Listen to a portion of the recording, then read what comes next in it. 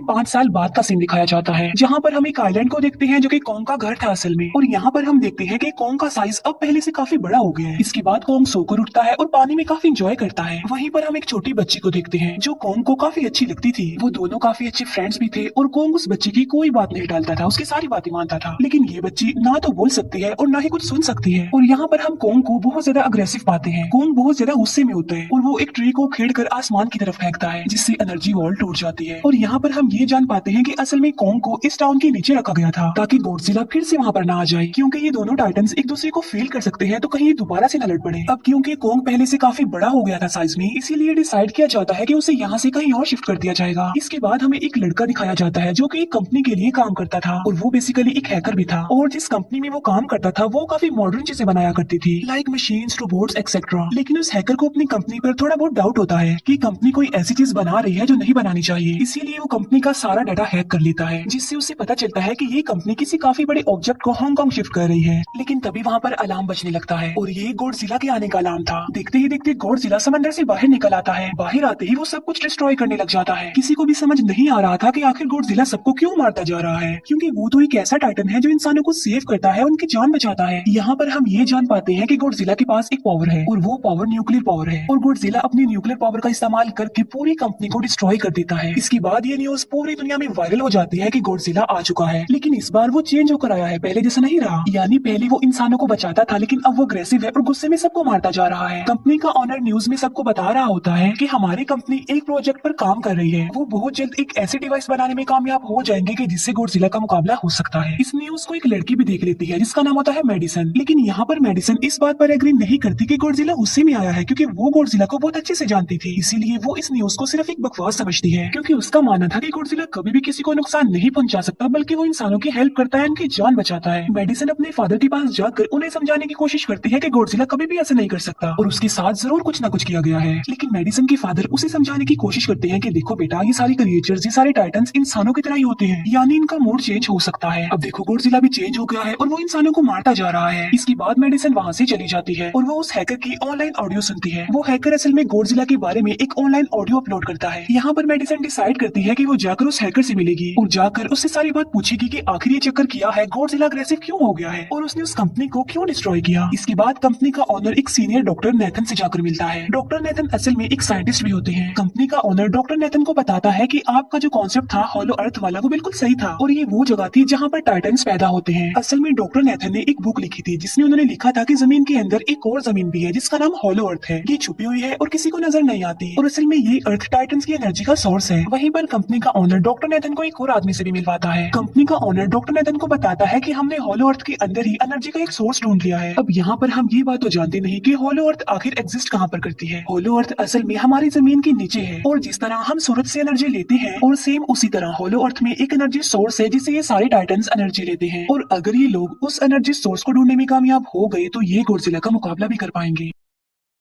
Doctor Nathan उनसे पूछता है कि आखिर हम उस हॉलो अर्थ तक जाएंगे कैसे, क्योंकि अब से कुछ साल पहले मेरे भाई ने भी वहां पर जाने की कोशिश की थी लेकिन वो नहीं जा पाया और मर गया। यहाँ पर हम ये बात भी जान पाते हैं कि हॉलो अर्थ में ग्रेविटी नहीं होती, इसीलिए वहाँ पर हर चीज हवा में उड़ने लगती है। जिस पर कंपनी का ओनर डॉक्टर नेथन को कहता है कि आपको इस बारे में फिक्र करने की कोई जरूरत नहीं है, क्योंकि हमारी कंपनी ने एक एंटी ग्रेविटी कार बनाई है जिसकी मदद से हम वहाँ यानी हॉलो अर्थ पर जाएंगे। कंपनी का ओनर ये भी बताता है कि हर टाइटन्स में एक एबिलिटी होती है जिसकी मदद से हर टाइटन्स अपने घर को ढूंढ सकता है, इसीलिए हमें एक कॉन्ग की हेल्प लेनी चाहिए। इसके बाद डॉक्टर नेथन अपनी एक फ्रेंड जो कि डॉक्टर भी थी उससे मिलते हैं और ये फीमेल डॉक्टर कॉन्ग की देखभाल भी करती थी। डॉक्टर नेथन उस फीमेल डॉक्टर को समझाने की कोशिश करते हैं कि हमें कॉन्ग को उसके घर पर भेजना चाहिए और उसका घर हॉलो अर्थ है, क्योंकि हम उसे ज्यादा टाइम के लिए यहाँ पर नहीं रख सकते और अगर वो यहाँ से बाहर निकला भी तो गॉडजिला उस पर अटैक कर देगा, इसीलिए कॉन्ग सिर्फ हॉलो अर्थ में ही सेफ रह सकता है। अब थोड़ी बहस के बाद फाइनली वो फीमेल डॉक्टर भी इस बात के लिए एग्री हो जाती है, क्योंकि इसके अलावा उनके पास और कोई ऑप्शन जो नहीं था। फिर ये लोग अपनी पूरी आर्मी के साथ कॉन्ग को हॉलो अर्थ की तरफ ले जाने लगते हैं। कॉन्ग को ये लोग चेन से बांध कर ले जा रहे थे। कॉन्ग की फ्रेंड यानी वो छोटी बच्ची कॉन्ग से इशारों में बातें करती है। बच्ची बताती है कि कॉन्ग को गुस्सा आ रहा है क्योंकि उसे जंजीरों से बांधा हुआ है। आर्मी का लीडर उस फीमेल डॉक्टर को कहता है कि हम गॉडजिला के रास्ते से नहीं गुजरेंगे और हम किसी दूसरे रास्ते से ही जाएंगे ताकि गॉडजिला को पता न चल पाए। जिस पर वो फीमेल डॉक्टर कहती है कि जी हाँ बिल्कुल हमें ऐसा ही करना चाहिए, क्योंकि गॉडजिला और कॉन्ग की काफी पुरानी दुश्मनी है, क्योंकि वो दोनों ही खुद को मॉन्स्टर्स का किंग समझते हैं और अगर वो दोनों एक दूसरे के सामने आ जाते हैं तो तबाही मचा देंगे। फिर हम मेडिसन को देखते हैं जो कि अपनी फ्रेंड को लेकर उस हैकर से मिलने जाती है। यहाँ पर वो आकर उन लोगों को बताता है कि असल में कंपनी एक काफी बड़ी चीज बना रही है और उस चीज को बनाकर हांगकांग शिफ्ट कर दिया जाएगा। लेकिन गॉडजिला को ये बात पसंद नहीं आई, इसीलिए उसने उस कंपनी पर अटैक करके उसे डिस्ट्रॉय कर दिया। फिर हम देखते हैं कि कोंग वाली शिप में अलार्म बजने लगा है। वो बच्ची फीमेल डॉक्टर को बता रही होती है कि गॉडजिला आ रहा है। डॉक्टर नेथन कहता है कि अब क्योंकि गॉडजिला बाहर आ रहा है तो हमें कोंग को भी आजाद कर देना चाहिए, यानी उसकी चेन्स खोल देनी चाहिए ताकि वो गॉडजिला का मुकाबला करके हम सबको बचा ले। और अब फाइनली गॉडजिला बाहर आ जाता है, जो एक शिप को डिस्ट्रॉय करते हुए आगे बढ़ रहा था उन लोगों की तरफ। जब कोंग को पता चलता है कि गॉडजिला आ रहा है तो वो जोर से चिल्लाने लगता है, लेकिन उसे तो चेन से बांधा गया था। फिर ये लोग गॉडजिला पर रॉकेट और मिसाइल से अटैक करते हैं, जिसका गॉडजिला पर जरा भी असर नहीं होता। जो उन लोगों के प्लेन्स होते हैं गॉडजिला उन्हें भी डिस्ट्रॉय कर देता है। और अब गॉडजिला कोंग वाले शिप की तरफ बढ़ रहा था। गॉडजिला उन लोगों की सारी शिप्स को डिस्ट्रॉय कर देता है और यहाँ पर गॉडजिला उनके शिप को पलट देता है, जिससे कोंग और बाकी लोग समंदर में डूबने लगते हैं। फिर वो लोग कोंग के चेन्स को खोल देते हैं ताकि कोंग गॉडजिला का मुकाबला करके उन सबको बचाए। फिर गॉडजिला और कोंग की ग्रेट वॉर होती है, जिससे कोंग गॉडजिला को समंदर में काफी नीचे फेंक देता है। फिर वो पलटी हुई शिप को सीधा करता है ताकि सब लोगों की जान बच सके। लेकिन गॉडजिला एक बार फिर से उठता है और वो उस शिप की तरफ जा रहा था जिसमें वो बच्ची थी। और यहाँ पर कोंग एक शिप से दूसरी शिप पर जंप करके फाइनली उस शिप तक पहुंच जाता है जहाँ पर गॉडजिला आ रहा था। यहाँ पर कोंग गॉडजिला को एक जोरदार पंच मारता है। फाइट बैक करते हुए गॉडजिला भी कोंग को मारता है, जिससे कोंग नीचे गिर जाता है। कोंग एक बार उठकर फिर से गॉडजिला को मारता है और गॉडजिला जाकर समंदर में गिरता है। इस बात से गॉडजिला को काफी गुस्सा आ जाता है और यहाँ पर वो अपनी पावर यानी न्यूक्लियर पावर का इस्तेमाल करता है। ये देखकर कोंग जल्दी से अपनी जान बचाने के लिए पानी में कूद जाता है। गॉडजिला की जो न्यूक्लियर पावर की लाइट होती है वो हर जगह फैल जाती है। सब लोग उसे देखकर काफी हैरान रह जाते हैं और यहाँ पर हमें अंदाजा हो जाता है कि गॉडजिला कितना ज्यादा पावरफुल है। फिर समंदर के अंदर ही उन दोनों के बीच फाइट होने लगती है। गॉडजिला तो पानी में सांस ले सकता था, लेकिन कोंग जो कि इंसानों की तरह था वो पानी में सांस नहीं ले सकता था, इसीलिए कोंग हारता हुआ नजर आ रहा था।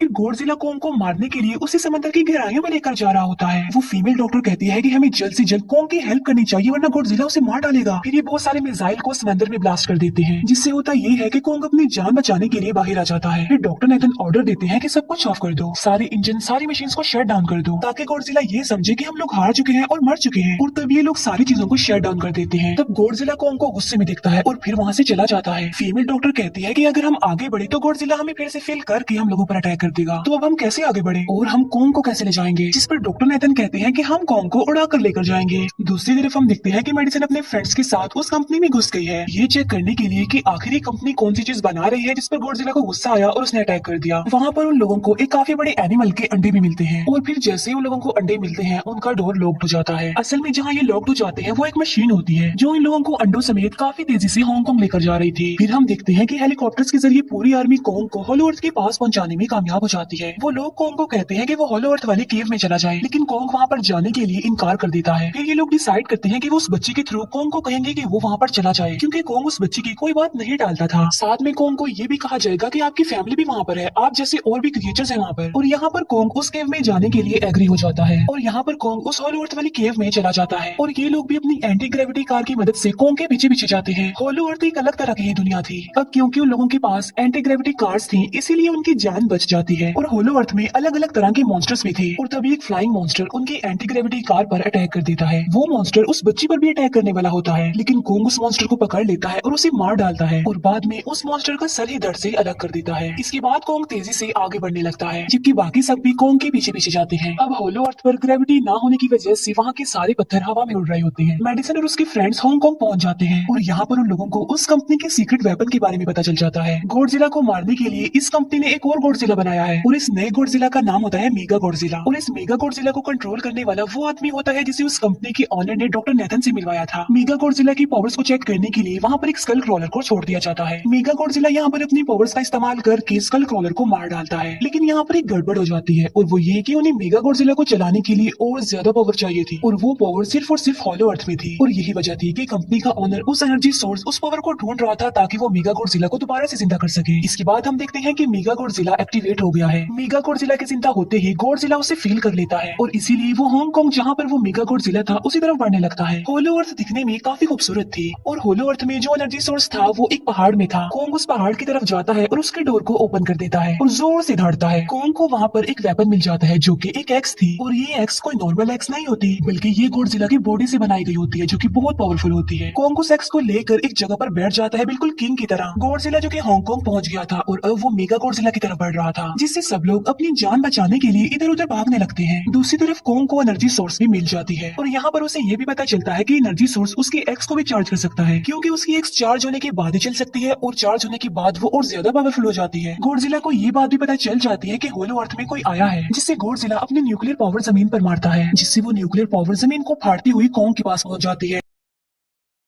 कंपनी की एक फीमेल ऑनर उन लोगों के साथ ट्रिक करती है। वो इस एनर्जी का थोड़ा सा सैंपल अपनी कंपनी के पास भेज देती है ताकि वो लोग मेगा गॉडजिला को एक्टिवेट कर दे। हालांकि फीमेल डॉक्टर उसे ऐसा करने से मना करती है, लेकिन वो उसकी एक नहीं सुनती और जब उस लड़की को रियलाइज होता है कि यहाँ पर गॉडजिला भी आने वाला है तो वो वहाँ से भागने लगती है। लेकिन तभी कोंग उसकी कार को पकड़कर उसे डिस्ट्रॉय कर देता है। कोंग अपना एक्स लेकर गॉडजिला से लड़ने के लिए तैयार हो जाता है, क्योंकि इस न्यूक्लियर पावर के जरिए गॉडजिला ने कोंग को लड़ने का इशारा दिया था। फिर कोंग वहाँ से भागते हुए हांगकांग आ जाता है। कोंग गॉडजिला पर अटैक करता है, लेकिन बाय मिस्टेक उसकी वो एक्स एक बिल्डिंग में फंस जाती है और मौके का फायदा उठाकर गॉडजिला कोंग को नीचे गिरा देता है और यहाँ पर इन दोनों के बीच जबरदस्त फाइट होती है। गॉडजिला कई बार अपनी न्यूक्लियर पावर का इस्तेमाल करके कोंग को मारने की कोशिश करता है, लेकिन कोंग बहादुरी से मुकाबला करते हुए हर बार बच जाता है। फिर कोंग अपनी एक्स से गॉडजिला पर अटैक करके उसे इंजर्ड कर देता है, जिससे गॉडजिला को गुस्सा आ जाता है और वो अपनी न्यूक्लियर पावर का इस्तेमाल करके कोंग को दूर फेंकता है। लेकिन कोंग अपनी एक्स की मदद से उस पावर को अपनी तरफ आने से रोक देता है। इन दोनों के बीच काफी देर तक फाइट चलती रहती है। अब क्योंकि गॉडजिला काफी ज्यादा पावरफुल था, इसीलिए कोंग हारता हुआ नजर आ रहा था। गॉडजिला कोंग को इंजर्ड करके वहीं पर फेंक देता है और उसकी चेस्ट पर पैर रख के जोर से धाड़ने लगता है। उसे देखकर कोंग भी जोर से धाड़ने लगता है और तभी गॉडजिला कोंग को छोड़कर वहाँ से जाने लगता है। हम देखते हैं कि कंपनी के ऑनर को वो एनर्जी सोर्स मिल चुका था, जिसके जरिए वो मेगा गॉडजिला को जगा दे। यहाँ पर हमें पता चलता है कि मेगा गॉडजिला से काफी पावरफुल है और उससे साइज में काफी बड़ा भी है, लेकिन यहाँ पर मेगा गॉडजिला सब कुछ अपने कंट्रोल में कर लेता है। इसीलिए मेगा गॉडजिला सबसे पहले कंपनी के ऑनर को मारता है और बाद में उसके असिस्टेंट को भी मार डालता है। फिर मेगा गॉडजिला दीवार को फाड़ते हुए बाहर आ जाता है। गॉडजिला जब मेगा गॉडजिला को देखता है तो वो उससे लड़ने के लिए आगे बढ़ता है और उन दोनों के बीच काफी फाइट होती है। अब क्योंकि मेगा गॉडजिला काफी पावरफुल था, इसीलिए गॉडजिला हारता हुआ नजर आ रहा था। Mega Godzilla